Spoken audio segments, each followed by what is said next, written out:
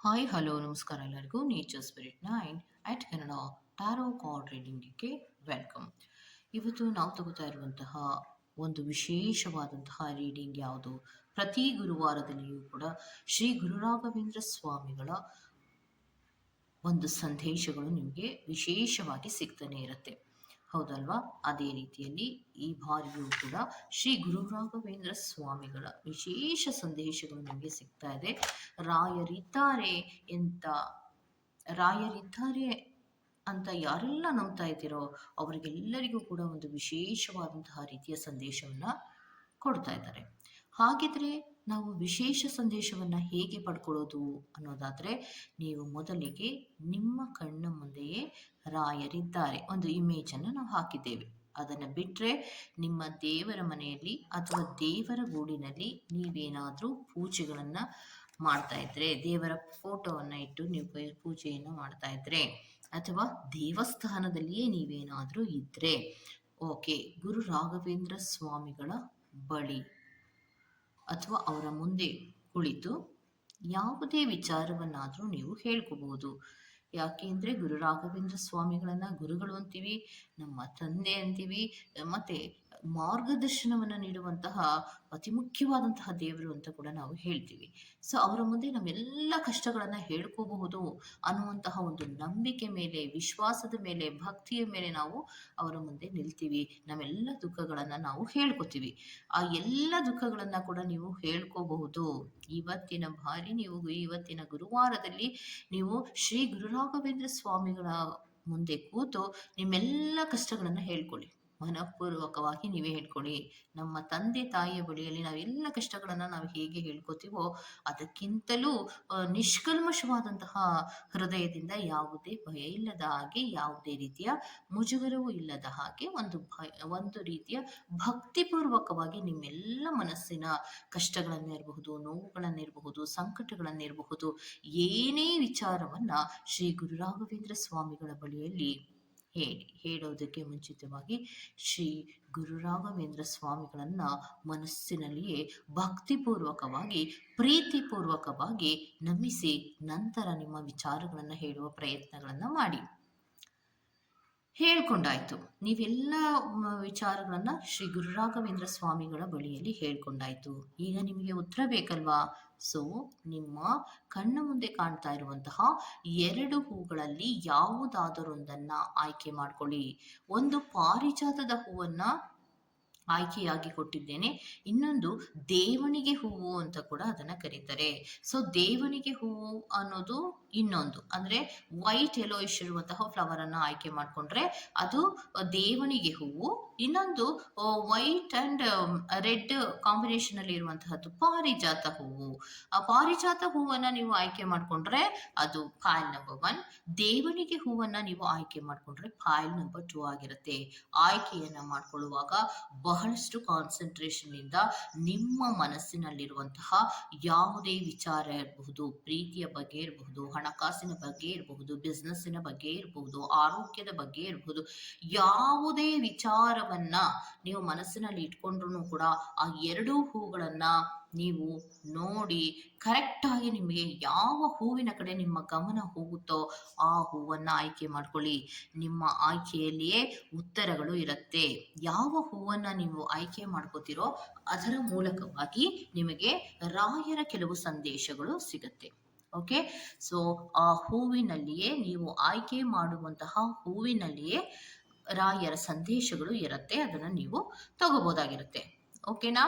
ಹಾಗೇನೆ ಇದೆಲ್ಲವೂ ಕೂಡ ಇನ್ ಜನರಲ್ ಆಗಿರುವಂತಹ ರೀಡಿಂಗ್ ಆಗಿರೋದ್ರಿಂದ ನಿಮಗೆ ರೆಸೋನೇಟ್ ಆದ್ರೆ ಮಾತ್ರ ತಗೊಳ್ಳಿ. ಹಾಗೇನೆ ಸ್ಕ್ರೀನ್ ಮೇಲೆ ಕಾಣ್ತಾ ಇರುವಂತಹ ಒಂದು ನಂಬರ್, ಅದು ಪರ್ಸನಲ್ ರೀಡಿಂಗಿನ ನಂಬರ್ ಆಗಿರುತ್ತೆ. ಯಾರಿಗೆಲ್ಲ ಪರ್ಸನಲ್ ರೀಡಿಂಗಿನ ಅವಶ್ಯಕತೆ ಇದೆಯೋ ಅವರೆಲ್ಲರೂ ಕೂಡ ವಾಟ್ಸಪ್ ಮೆಸೇಜ್ ಅನ್ನ ಮಾಡೋದ್ರ ಮೂಲಕ ಪೇ ಮಾಡಿ ನಿಮ್ಮ ರೀಡಿಂಗ್ಸ್ ಗಳನ್ನ ನೀವು ತಗೋಬಹುದಾಗಿರುತ್ತೆ. ಈಗ ನೀವೇನ್ ಮಾಡ್ಬೇಕು? ಪೂಜ್ಯಾಯ ರಾಘವೇಂದ್ರಾಯ ಸತ್ಯಧರ್ಮರತಾಯ ಚ ಭಜತಾಂ ಕಲ್ಪವೃಕ್ಷಾಯ ನಮತಾಂ ಕಾಮಧೇನುವೆ, ಇದೊಂದು ಲೈನ್ ಅನ್ನ ಹೇಳ್ಕೊಳ್ಳೋದ್ರ ಮೂಲಕ ನೀವು ಆಯ್ಕೆಯನ್ನ ಮಾಡ್ಕೊಳ್ಳಿ. ನಿಮ್ಮ ಉತ್ತರ ಏನಾಗಿ ಬರುತ್ತೆ ಅನ್ನೋದನ್ನ ನಾವು ಹೇಳ್ತಾ ಹೋಗ್ತೀವಿ. Okay, okay. ಯಾರೆಲ್ಲ ಪಾರಿಜಾತದ ಹೂವನ್ನ ಆಯ್ಕೆ ಮಾಡ್ಕೊಂಡಿದ್ದೀರಾ? ಸೊ ನಿಮಗೆ ಗುರು ರಾಘವೇಂದ್ರ ಸ್ವಾಮಿಗಳು ಏನ್ ಹೇಳ್ತಾ ಇದ್ದಾರೆ? ಹೂವಿನ ಮೂಲಕ ನಿಮಗೆ ಕೊಡ್ತಾ ಇರುವಂತಹ ಸಂದೇಶ ಏನು ಅನ್ನೋದಾದ್ರೆ, ನೀನು ಏನನ್ನ ನನ್ನ ಬಳಿಯಲ್ಲಿ ಕೇಳ್ತಾ ಇದೆಯೋ ಅದು ಖಂಡಿತವಾಗಿಯೂ ನಿನಗೆ ಕೊಡ್ತೀನಿ. ಅಂದ್ರೆ ಹಣಕಾಸಿನ ವಿಚಾರವಾಗಿರ್ಬೋದು, ಸ್ಟೆಬಿಲಿಟಿಗಳ ವಿಚಾರವಾಗಿ ಇರಬಹುದು, ಅಥವಾ ಮನೆಯ ವಿಚಾರವಾಗಿ ಇರಬಹುದು, ಆರೋಗ್ಯದ ವಿಚಾರವಾಗಿ ಇರಬಹುದು, ಅಥವಾ ಬಿಸ್ನೆಸ್ಸಿನ ವಿಚಾರಗಳಿರಬಹುದು. ಏನೇ ವಿಚಾರಗಳನ್ನ ನೀವು ಕೇಳ್ತಾ ಇದ್ರೂ ಪಾರಿಜಾತದ ಹೂವನ್ನ ಆಯ್ಕೆ ಮಾಡಿಕೊಂಡು ಶ್ರೀ ಗುರು ರಾಘವೇಂದ್ರ ಸ್ವಾಮಿಗಳ ಬಳಿಯಲ್ಲಿ ನಿಷ್ಕಲ್ಮಶವಾಗಿ ನೀವೇನೇ ಕೇಳ್ತಾ ಇದ್ರೂ ಕೂಡ ಅವರು ಖಂಡಿತವಾಗಿಯೂ ನಿಮ್ಮ ವಿಚಾರಕ್ಕೆ ಸಂಬಂಧಪಟ್ಟಂತೆ ಎಲ್ಲವೂ ಕೂಡ ನೆರವೇರಿಸಿಕೊಡ್ತೀನಿ ಅನ್ನೋದನ್ನು ಹೇಳ್ತಾ ಇದ್ದಾರೆ. ಯಾಕೆ ಅನ್ನೋದಾದ್ರೆ, ಡಿವೈನ್ ಗೈಡೆನ್ಸ್ ಅನ್ನೋದು ನಿನಗೆ ಕಾಲಕ್ಕೆ ತಕ್ಕ ಹಾಗೆ ಸಿಗತ್ತೆ. ಯಾವುದೇ ವಿಚಾರವನ್ನ ನೀನು ನನ್ನ ಹತ್ರ ಕೇಳ್ತಾ ಇದ್ರೂ ನಾನು ನಿನ್ನನ್ನ ಕೈ ಹಿಡಿದು ನಡೆಸ್ತೀನಿ. ಯಾಕೆಂದ್ರೆ ನಿನ್ನಲ್ಲಿರುವಂತಹ ಭಕ್ತಿಗೆ, ನಿನ್ನಲ್ಲಿರುವಂತಹ ಶ್ರದ್ಧೆಗೆ, ನಿನ್ನಲ್ಲಿರುವಂತಹ ಒಂದು ನಂಬಿಕೆಗೆ ನನ್ನ ಸಪೋರ್ಟ್ ಅನ್ನೋದು ಯಾವಾಗಲೂ ಕೂಡ ಇದ್ದೇ ಇರುತ್ತೆ. ಯಾರೂ ನಿನ್ನನ್ನ ಮೋಸ ಮಾಡೋದಕ್ಕೆ ಸಾಧ್ಯ ಇಲ್ಲ. ಮತ್ತೆ ಕೆಲವೊಬ್ಬರು ಕೇಳ್ತಾ ಇದ್ದಾರೆ, ಆರೋಗ್ಯದ ವಿಚಾರಕ್ಕೆ ಸಂಬಂಧಪಟ್ಟಂತೆ, ಆರೋಗ್ಯದ ವಿಚಾರಕ್ಕೆ ಸಂಬಂಧಪಟ್ಟಂತೆಯೂ ಕೂಡ ಶ್ರೀ ಗುರು ರಾಘವೇಂದ್ರ ಸ್ವಾಮಿಗಳು ಹೇಳ್ತಾ ಇದ್ದಾರೆ, ನಿಮಗೆ ಸರಿ ಹೋಗುತ್ತೆ. ಯೋಚನೆಯನ್ನ ಮಾಡಬೇಡಿ, ದುಃಖವನ್ನ ಮಾಡಬೇಡಿ. ಏನೇ ಸಮಸ್ಯೆಗಳಿಗೂ ಕೂಡ ಪರಿಹಾರ ಅನ್ನೋದು ಇದ್ದೇ ಇರುತ್ತೆ. ಸೊ ಯೋಚನೆಯನ್ನ ಮಾಡುವಂತಹ ಅಗತ್ಯ ಏನೂ ಇಲ್ಲ.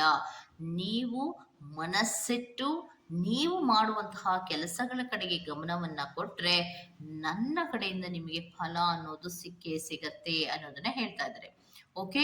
ಸೊ ಇಂಡಿಪೆಂಡೆಂಟ್ ಆಗಿರುವಂತಹ ವಿಚಾರಗಳಿಗಿರಬಹುದು, ಕ್ಲಿಯರ್ ಬೌಂಡ್ರೀಸ್ಗಳಿಗೆ ಇರುವಂತಹ ವಿಚಾರಗಳಿಗಿರಬಹುದು, ಹಣಕಾಸಿನ ವಿಚಾರಗಳಿಗಿರಬಹುದು, ಕಮ್ಯುನಿಕೇಶನ್ಸ್ಗಳಿಗೆ ಸಂಬಂಧಪಟ್ಟ ವಿಚಾರಗಳಿರಬಹುದು, ಯಾವುದೇ ವಿಚಾರದಲ್ಲಿಯೂ ಕೂಡ ನಿಮಗೆ ಸಕ್ಸಸ್ ಇದೆ, ಯೋಚನೆಯನ್ನ ಮಾಡಬೇಡಿ ಅನ್ನುವಂತಹದ್ದನ್ನ ಯಾರೆಲ್ಲ ಪಾರಿಜಾತ ಹೂವನ್ನ ಸೆಲೆಕ್ಟ್ ಮಾಡ್ಕೊಂಡಿದ್ದೀರೋ ಅವರಿಗೆ ಹೂವಿನ ಉತ್ತರವಾಗಿ ಕೊಡ್ತಾ ಇದ್ದಾರೆ. ಆ ಹೂವಿನಲ್ಲಿ ಇದ್ದಂತಹ ಉತ್ತರವನ್ನ ನಿಮ್ಗೆ ಹೇಳ್ತಾ ಇದ್ದಾರೆ. ಓಕೆ.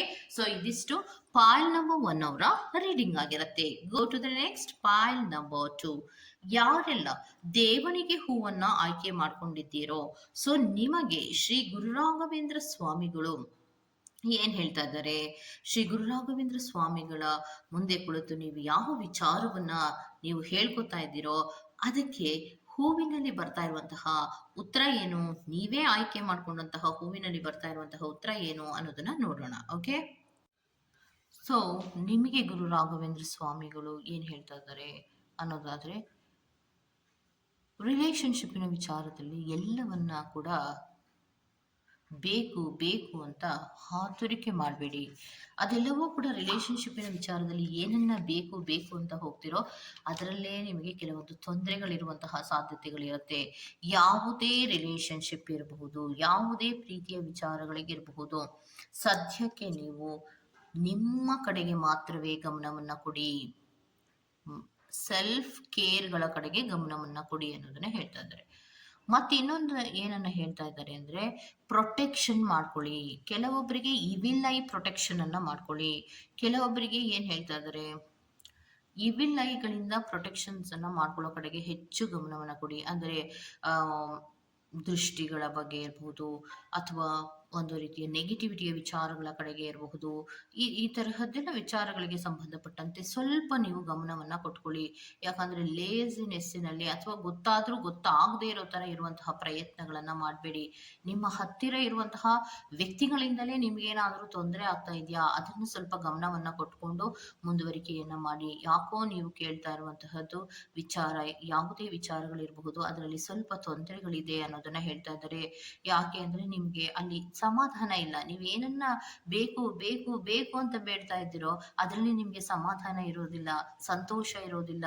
ಯಾವುದನ್ನ ಬೇಡ ಅಂತ ನಾನು ತಡಿತಾ ಇದ್ದೀನೋ ಅದನ್ನ ಬೇಕು ಬೇಕು ಅಂತ ನೀನು ಕೇಳ್ತಾ ಇದ್ದೀಯಾ. ಸ್ವಲ್ಪ ಯೋಚನೆಯನ್ನ ಮಾಡು. ಯಾವುದೇ ಅವಸರವೂ ಕೂಡ ಬೇಡ ಅನ್ನೋದನ್ನ ಹೇಳ್ತಾ ಇದ್ದಾರೆ. ನಿನ್ನ ಕಡೆಗೆ ನೀನು ಗಮನವನ್ನ ಕೊಡು. ಫಸ್ಟು ನಿನ್ನ ಪ್ರೊಟೆಕ್ಷನ್ ಅನ್ನ ನೀನು ಫಸ್ಟ್ ಮಾಡ್ಕೋ. ತದನಂತರದಲ್ಲಿ ಬೇರೆ ಯೋಚನೆಯನ್ನ ಮಾಡು. ಯಾವುದೇ ಸಂಬಂಧಗಳ ಕಡೆಗೆ, ಬಂಧಗಳ ಕಡೆಗೆ ನೀನು ಓಡಬೇಡ ಅನ್ನೋದನ್ನ ಹೇಳ್ತಾ ಇದ್ದಾರೆ. ಸದ್ಯದ ಮಟ್ಟಿಗೆ ನೀವು ಏನನ್ನ ಕೇಳ್ತಾ ಇದ್ದೀರೋ ಅದರ ಕಡೆಗೆ ಹೆಚ್ಚು ತಲೆ ಕೆಡಿಸ್ಕೊಳ್ಳೋದಕ್ಕೆ ಬದಲಾಗಿ ನೀವು ನಿಮ್ಮ ಕಡೆಗೆ ಗಮನವನ್ನ ಕೊಡಿ ಅನ್ನೋದನ್ನ ಹೇಳ್ತಾ ಇದ್ದಾರೆ. ಯಾಕೆ ಅಂದ್ರೆ ನಿಮಗೇನು ಬೇಕೋ, ನಿಮಗೆ ಯಾವಾಗ ಬೇಕೋ ಆವಾಗ ನಾನು ಕೊಡ್ತೇನೆ. ನಿನಗೆ ಬೇಡದ್ದನ್ನ ಕೇಳ್ತಾ ಇದೀಯಾ, ಅದು ನಾನು ಹೇಗೆ ಕೊಡ್ಲಿ? ಅದರಿಂದ ನಿನಗೆ ತೊಂದರೆಗಳಾಗತ್ತೆ. ಸ್ವಲ್ಪ ಸಮಯಾವಕಾಶವನ್ನ ತಗೊಂಡು ಯೋಚನೆಯನ್ನ ಮಾಡಿ ನನ್ನ ಮುಂದೆ ಬಂದು ಕೇಳು ಅನ್ನೋದನ್ನ ಹೇಳ್ತಾ ಇದ್ದಾರೆ. ಸೊ ನಾವ್ ಅನ್ಕೋತೀವಿ, ನಾವು ಕೇಳೋ ದೇವರ ಮುಂದೆ ಕೇಳ್ತಾ ಇರುವಂತಹ ಪ್ರತಿಯೊಂದು ಕೂಡ ಕರೆಕ್ಟ್ ಆಗೇ ಇರುತ್ತೆ ಅಂತ ನಾವು ಅನ್ಕೋತೀವಿ. ಆದ್ರೆ ನಮ್ಮ ಯೋಚನೆಗಿಂತಲೂ ದೇವರು ಮಾಡುವಂತಹ ಯೋಚನೆ ಇರಬಹುದು, ಮತ್ತೆ ಅವರು ನೋಡುವಂತಹ ಸತ್ಯಗಳಿರಬಹುದು, ಅದು ಕೆಲವೊಂದು ನಮಗೆ ಕಾಣಿಸೋದಿಲ್ಲ.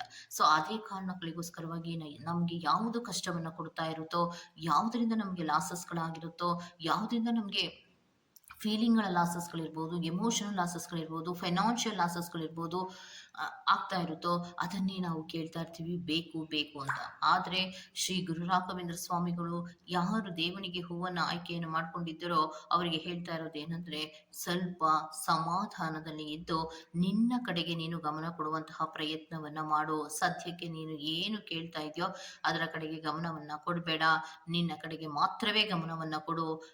ಅಳೋದಾಗ್ಲಿ, ಸಂಕಟ ಪಡೋದಾಗ್ಲಿ, ನೋವು ಪಡೋದಾಗ್ಲಿ ಬೇಡ.